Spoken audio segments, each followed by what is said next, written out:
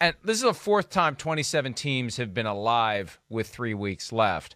I'll submit that it's more exciting now because there are 14 spots instead of 12. In 1982, there were 16 spots in the tournament that they decided to use after the strike. Chris, you were very young, but your dad was a member of the New York Giants during that season. Right. There were only 9 games, 7 wiped out due to the strike, 16, 8 in each conference. Now the standard is 7 in each conference with those 27 teams. It just feels like there's this elaborate game of musical chairs and good teams that potentially could get to the top, get to the Super Bowl. They're going to be left out. It's just the way it is. It's why earlier in the week we went through the exercise of who do we want to see in the playoffs from the perspective of having the most competitive playoffs? Because there's going to be some team that gets in there that has no business being in there and is going to go out early instead of a team that's on the outside looking in that is good enough to have the formula to win some games in January. Yeah, no doubt. I mean, and that's where, we don't want to see COVID affect this. We want to see the best teams in there. That's what it's all about.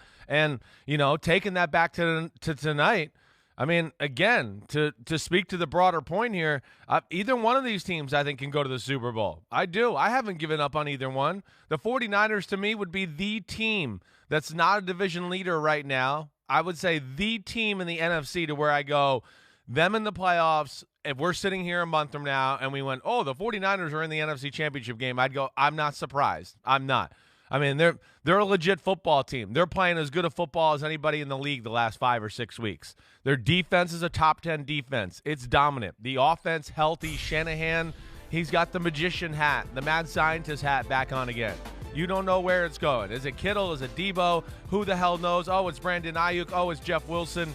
So they got it rolling from that standpoint. And I think that's what adds to the intrigue for tonight. I look at the 49ers as the wild card team in the NFC right now to go, watch out. If you made me pick one team that was in the hunt or in the wild card in the NFC, that would be my team, no doubt about it. And Tennessee, I haven't fallen off that wagon yet either. I'm not. I know it's a 3. What, they've lost 3 out of 4? All right, so what?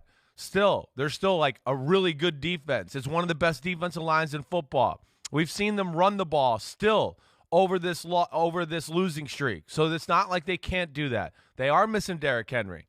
And maybe more importantly right now at this moment, they're missing A.J. Brown, which has hurt their football team. They need a passing game. But, Mike, that's where I'm excited about tonight because really I wouldn't be shocked if either of these two teams were playing on Championship Sunday in a month from now. I think they have enough of the qualities and quality players and coaches to be in that, conversation for the Final Four.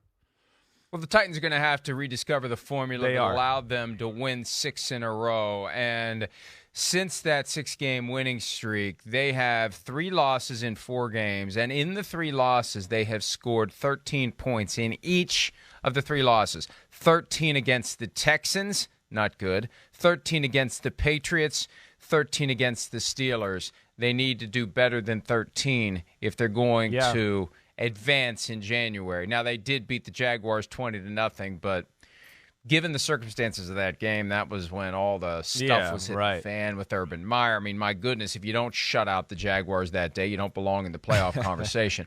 But after this game, and they can still lose the division to the Colts. I mean, the Colts are making a hard charge at the finish line. We had buried the Colts after that 34-31 win on Halloween when the Titans finished the sweep, because at that point, if I recall correctly, the Titans had a 3-game lead plus the tiebreaker, which meant the Colts had to make up 4 games. Right. Well, the Colts still have to make up 2 games down the stretch. They're back by 1 with 3 to play. It's not going to be easy to do.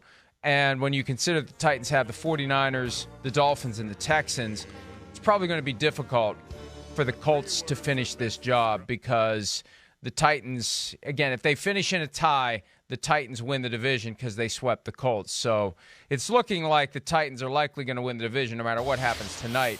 The question ultimately becomes how high are the Titans on that tree? Do they have to go on the road? When do they have to go on the road? Is there a chance for them to get the bye? There's still a chance for them to get the bye at 9-5, but they've really hurt themselves. At one point, they were in the driver's seat, and now they're just kind of hanging on to the bumper. Hi, I'm Mike Tirico, and thanks for watching. Make sure to hit subscribe for the latest news and highlights from NBC Sports.